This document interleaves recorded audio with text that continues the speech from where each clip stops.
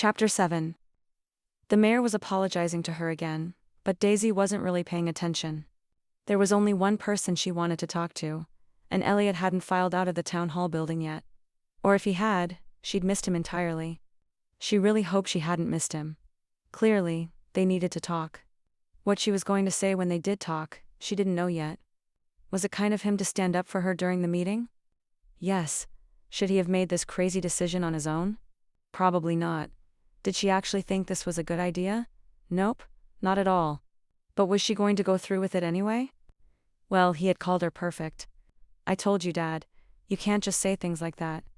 This town takes it all too seriously, Hazel was saying to Mayor Kelly when Daisy tuned back in. You're right. Sometimes I forget the power I wield here. Hazel rolled her eyes at her father, but Noah nudged him playfully on the shoulder. With great power comes great responsibility. So true, Noah, the mayor said in all seriousness, and Daisy couldn't help but laugh. It's fine. It's really not your fault, she told him for the millionth time. Even though it really wasn't fine. The mayor's dream had added fuel to the curse fire, but him feeling bad about it really didn't help her at all. The important thing was, she'd kept her spot selling flowers at the festival. They were always a big hit, usually selling out, and without that money, she wouldn't be able to pay her bills this month. Things were getting desperate at the flower shop. Hence the reason she hadn't completely rejected Elio's plan. If it got the town to shut up about this damn curse and got some weddings on the books, then maybe she should consider it. Oh hey, there's your new boyfriend, Noah said with a grin, pointing to where Elliot was walking toward their little group. As they all turned to stare at him, Elliot looked like he wanted to run in the opposite direction, but to his credit, he didn't.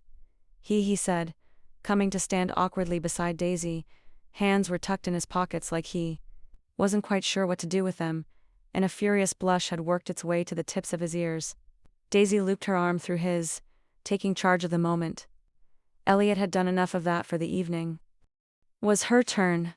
If they were going to do this fake dating hing, they might as well be convincing. Hi, she said, tipping her face up to his. Thanks for rescuing me in there. His blush deepened. Anytime. Hazel cleared her throat. So, you two? Yeah. Daisy pulled her attention from Elliot's shy smile to the overly interested group in front of her. It's all pretty new, so we were, keeping things quiet. She felt bad lying to her friends, but if too many people knew the truth, this would never work. And what would everyone think if they learned she'd faked an entire relationship?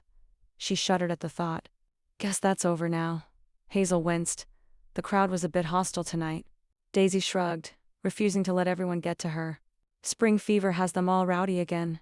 It was very brave of you to out yourself to the whole town, Elliot, Hazel said. It's not easy being anonymous here. I would have held on to that for as long as possible. You're too cute to be anonymous, Hayes.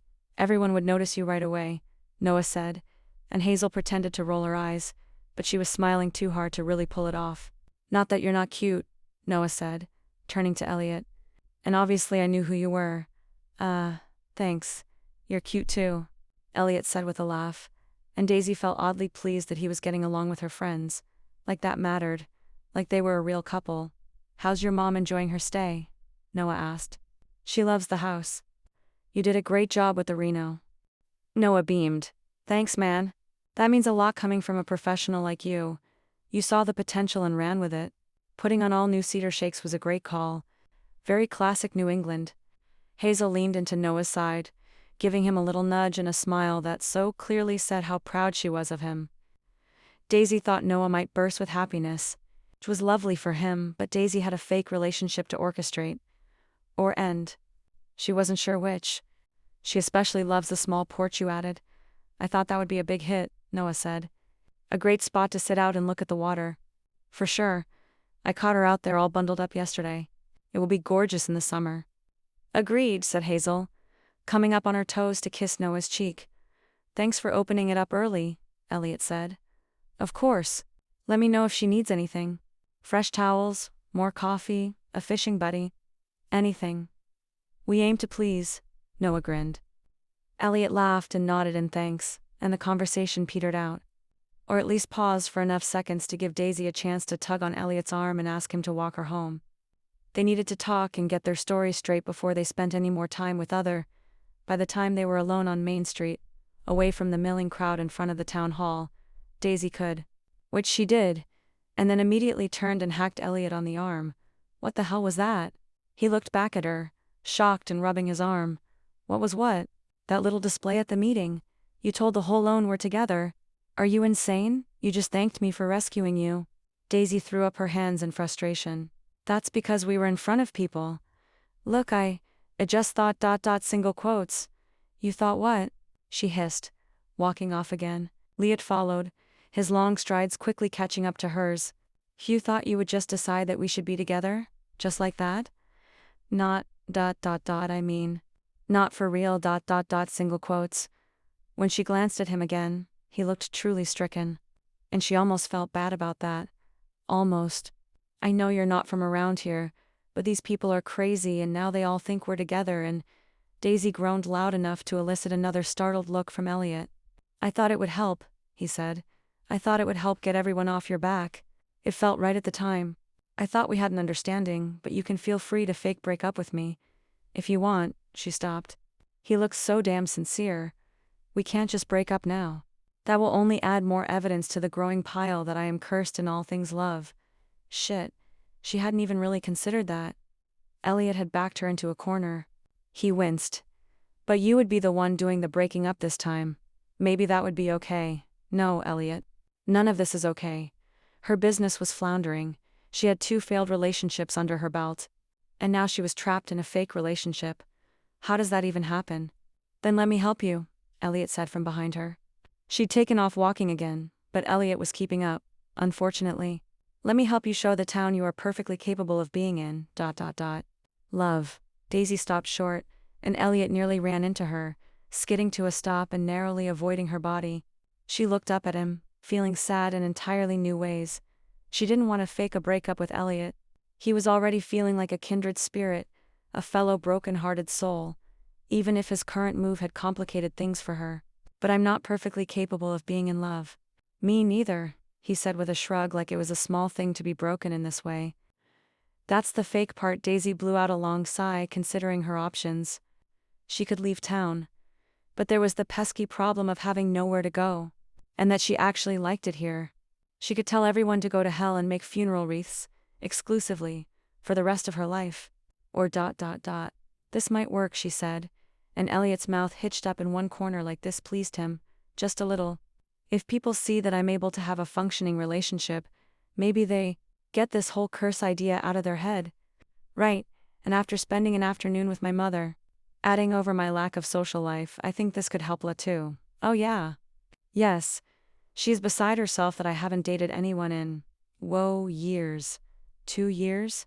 Daisy tried and failed to keep the shock out of her voice. Aside from a few disastrous blind dates. Yikes. Daisy winced. Sorry. To think yikes is the appropriate reaction. She couldn't help but laugh. I am sorry, but I like that this helps us both. A mutually beneficial endeavor. She did like that. It somehow made the whole thing feel less icky. It wasn't her fault this damn town was obsessed with her love life, and it wasn't Elliot's fault his mom was worried about him. They could help each other meet everyone's absurd expectations, while protecting themselves from the pain of a real relationship. It might actually be the perfect plan after all. Very romantic, he said dryly. Romantic was the exact opposite of what Daisy was going for. This was a business deal. Now, Elliot, I think you know we failed at romance, so we might as well create a situation where we can both be successful. He watched her for a beat. Of course. He nodded and Daisy breathed a sigh of relief.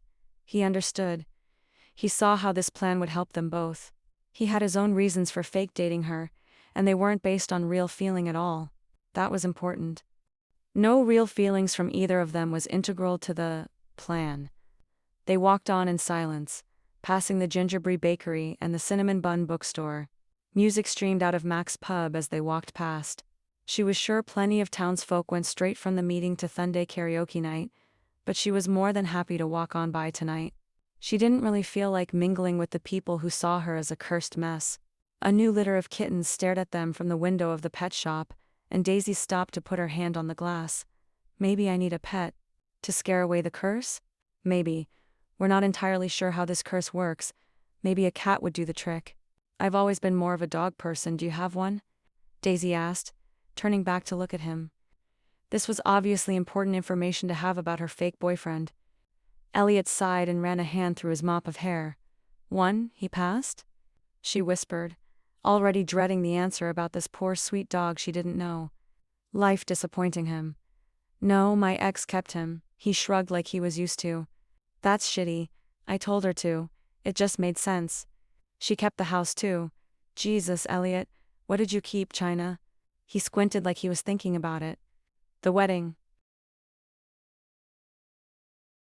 Daisy slapped a hand over her mouth to keep in the glee and appropriate giggles bubbling up in her throat. What the hell are you going to do with your wedding? Nina. Elio's mouth tipped into a grin as more laughter escaped Daisy's lips. Well, I smashed some of it. That was pretty fun. She was full-on cackling now as they stood outside the pet shop in a golden puddle of light from the street lamp. You did. It was a particularly bad night, but the smashing helped, he laughed. And now I eat my cereal out of one of the surviving bowls every morning. They're ivory with pale blue roses. That sounds lovely. It makes me feel very fancy. Daisy shook her head with another laugh and grabbed Elliot's hand, pulling him one more shop down. Well, here we are. You live at the flower shop? Elliot sounded surprised. Daisy sighed. She did in fact live at the flower shop. There's a small apartment in the back. It isn't really supposed to be a permanent solution, but when I had to move out of David's apartment, this is where I ended up. Luckily, her parents hadn't rented it out to anyone else in a long time. Moving back in here had not been a good day for her. Too bad she hadn't thought to smash something. Maybe that would have helped. She thought she had escaped the little flower shop of her destiny. She thought her mother was going to have to find someone else to take over. Maybe Iris. Maybe a new flower was going to run this place. She was going to be the Daisy that broke the chain. But life had other plans. David had other plans. Maybe she was cursed. All signs were starting to point in that direction. Her left her. She was forced to come back home. Forced back into her little Daisy light, like it was all meant to happen this way. Not that she'd managed to make a life anywhere else. Everything she knew was here. Everything she loved. She'd given it all up for David, and then he'd given up on her. Just like that. She shook her head. So, do you want to come in? We can talk about how we're going to do this. You know, set some guidelines? Guidelines? Elliot sounded amused and Daisy watched the corner of his mouth kick up. It was fun, this game they were playing, the secret they were telling. Things didn't have to be romantic with Elliot, but maybe they could. Yeah, we should get our story straight. You know, our history and things we should know about each other. Like, do you have any allergies? I don't want to feed you something that ends up killing you. This is the second time you've made a joke about being a killer, Daisy. And honestly, I'm starting to get nervous. Elliot's smile grew. He was so weird. She liked it. Let's talk. I promise not to kill you. Daisy laughed. Come on, she said, pulling him inside. Sounds like something a killer would say. You got yourself into this situation, buddy. Wow, way to blame the victim, Daisy scoffed. Team just saying, you volunteered for this fake boyfriend gig without really knowing me. It's possible you'll agree with my exes by the end of this. I doubt it. They'd stopped inside the small dark space that was her apartment. Elliot was suddenly very close to her. She tipped her head up and found him gazing at her from behind his dark frames. I like your glasses, she said because the closeness of him was making her brain short-circuit. Elliot smiled. Thank you. Still so close. So warm and doze, and she could reach up and press her hands to his chest and just ... Whoa. What the hell was that? Too long without human contact, that was it. It had been too long since Daisy was this close to a man. Any man. It had nothing to do with Elliot and his sexy glasses. Sexy Daisy, get a grip. She cleared her throat and abruptly turned away, flicking on lamps as she went. Cup of tea, she asked. Or something stronger, maybe. She could certainly use something stronger. Sorry, I don't have any tansy china to serve it in. Tea is fine. Any mug will do. Good, she would make tea. Something to do with her hands and her brain. Appropriate things. Make yourself at home. Even as she said it, she knew it was absurd. There was exactly one place to sit in this sad little apartment, and it was at the tiny cafe table she had found on the side of the road. It barely fit in the comer with its 2 chairs. The only other furniture in the room was the Murphy bed, currently still up in the wall. She may have moved back, but she hadn't exactly made this place home. The apartment she'd been renting in Dream Harbor before moving into David City Pad wasn't available when she got back, and her finances weren't stellar after waitressing for a year, so finding something new didn't go great. This spot behind her parents' shop was the best she could do, and she hadn't felt like decorating. "Thank you," Elliot said, folding himself into the tiny chair. He looked ridiculous, but he just smiled at her before she turned her back again and put the kettle on in the minuscule kitchenette. By the time she sat down across from him, she was totally embarrassed by the state of her life, and was about to suggest they call the whole thing off, when Elliot caught her gaze again and smiled. "I'm glad we're doing this," he said. "I know it's kind of silly, but," he shrugged, "don't have many friends here, so this is nice, damn it." Damn Elliot in his earnestness. It was nice, you're right. I'm glad we're doing it too. If anyone wouldn't judge her tiny apartment and her sad heart, it would be this man who had to leave his home and dog behind. Elliot understood her. "Great," he lowered his mug, as though he was ready to add down to business. "So, what foods would kill you?" Daisy threw back her head and laughed.